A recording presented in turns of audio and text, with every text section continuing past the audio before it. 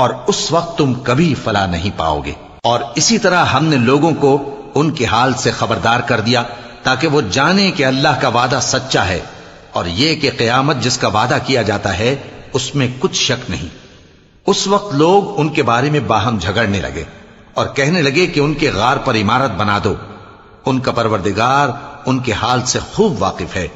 جو لوگ ان کے معاملے میں غلبہ رکھتے تھے وہ کہنے لگے کہ ہم ان کے غار پر مسجد بنائیں گے۔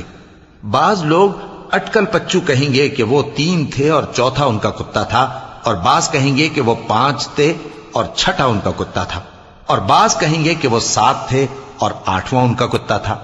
کہہ دو کہ میرا پروردگار ہی ان کے شمار سے خوب واقف ہے، ان کو جانتے بھی ہیں تو تھوڑے ہی لوگ جانتے ہیں۔ تو تم ان کے معاملے میں بحث نہ کرنا مگر سرسری سی بحث، اور نہ ان کے بارے میں ان میں سے کسی سے کچھ دریافت ہی کرنا، اور کسی کام کی نسبت نہ کہنا کہ میں اسے کل کر دوں گا، مگر انشاءاللہ کہہ کر، یعنی اگر اللہ چاہے تو کر دوں گا۔ اور جب اللہ کا نام لینا بھول جاؤ تو یاد آنے پر لے لو، اور کہہ دو کہ امید ہے کہ میرا پروردگار مجھے اس سے بھی زیادہ ہدایت کی باتیں بتائے۔ اور اصحاب کہف اپنے غار میں 9 پر 300 سال رہے۔ کہہ دو کہ جتنی مدت وہ رہے اسے اللہ ہی خوب جانتا ہے، اسی کو آسمانوں اور زمین کی پوشیدہ باتیں معلوم ہیں، وہ کیا خوب دیکھنے والا اور کیا خوب سننے والا ہے۔ اس کے سوا ان کا کوئی کارساز نہیں، اور نہ وہ اپنے حکم میں کسی کو شریک کرتا ہے۔ اور اپنے پروردگار کی کتاب کو جو تمہارے پاس بھیجی جاتی ہے پڑھتے رہا کرو، اس کی باتوں کو کوئی بدلنے والا نہیں، اور اس کے سوا تم کہیں پناہ بھی نہیں پاؤ گے۔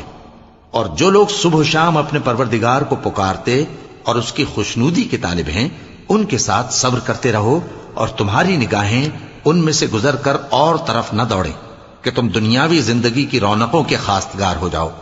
اور جس شخص کے دل کو ہم نے اپنی یاد سے غافل کر دیا ہے اور وہ اپنی خواہش کی پیروی کرتا ہے اور اس کا کام حد سے بڑھ گیا ہے، اس کا کہا نہ ماننا۔ اور کہہ دو کہ لوگو یہ قرآن تمہارے پروردگار کی طرف سے برحق ہے، تو جو چاہے ایمان لائے اور جو چاہے کافر رہے۔ ہم نے ظالموں کے لیے دوزخ کی آگ تیار کر رکھی ہے جس کی قناتیں ان کو گھیر رہی ہوں گی، اور اگر فریاد کریں گے تو ایسے کھولتے ہوئے پانی سے ان کی داد رسی کی جائے گی جو پگھلے ہوئے تانبے کی طرح گرم ہوگا، اور جو ان کے چہروں کو بھون ڈالے گا۔ ان کے پینے کا پانی بھی برا اور آرام گاہ بھی بری۔ اور جو ایمان لائے اور کام بھی نیک کرتے رہے تو ہم نیک کام کرنے والوں کا اجر ضائع نہیں کرتے۔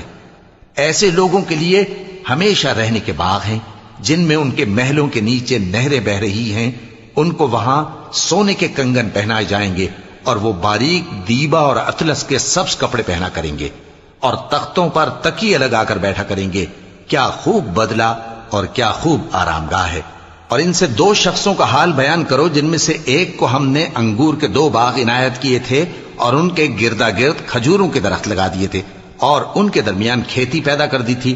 دونوں باغ کثرت سے پھل لاتے اور اس کی پیداوار میں کسی طرح کی کمی نہ ہوتی، اور دونوں میں ہم نے ایک نہر بھی جاری کر رکھی تھی، اور اس طرح اس شخص کو ان کی پیداوار ملتی رہتی تھی۔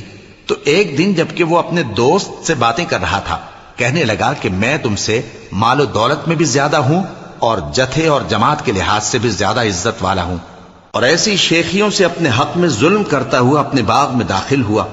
کہنے لگا کہ میں نہیں خیال کرتا کہ یہ باغ کبھی تباہ ہو، اور نہ خیال کرتا ہوں کہ قیامت